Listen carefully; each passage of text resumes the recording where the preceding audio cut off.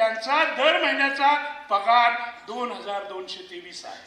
लाडक्या बहिणींना तुम्ही पैसे द्या, पण दिवसाला 75 रुपये मिळतात. तुम्ही साधी मिसळ खावा हो, ते मिसळचे किती पैसे भरावे लागतात.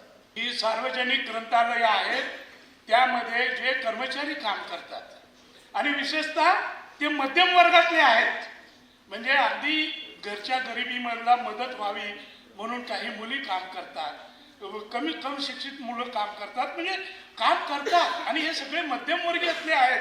कुणाच्या नवऱ्याचा ॲक्सिडेंट झालेला असतो, घरात कोणी कमवणारं नसतं, अशा गरजू महिला ह्या विशेषतः सार्वजनिक लायब्ररीमध्ये काम करतात आणि त्यांचा दर महिन्याचा पगार 2223 आहे. म्हणजे आज सुद्धा महाराष्ट्र शासनामध्ये आपल्या राज्यामध्ये ग्रंथपालाला म्हणजे जगामध्ये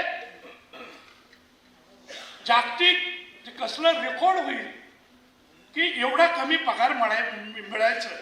बांधकाम खात्यातला मजूर त्याला सुद्धा दिवसाला 500 ते 600 रुपये आज मिळतात. म्हणजे गिनीज बुकमध्ये हे रेकॉर्ड व्हावं अशा परीची ही परिस्थिती आहे.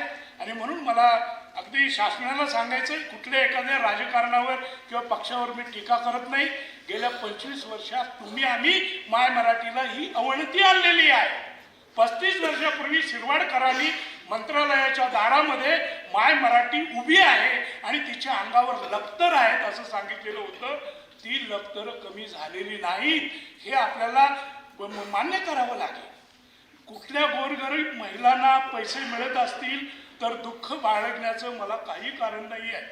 लाडक्या बहिणींना तुम्ही पैसे द्या, पण मराठी भाषेसाठी, संस्कृतीसाठी काम करणाऱ्या, दिवसभर राबणाऱ्या बहिणीचा पहिला विचार करा.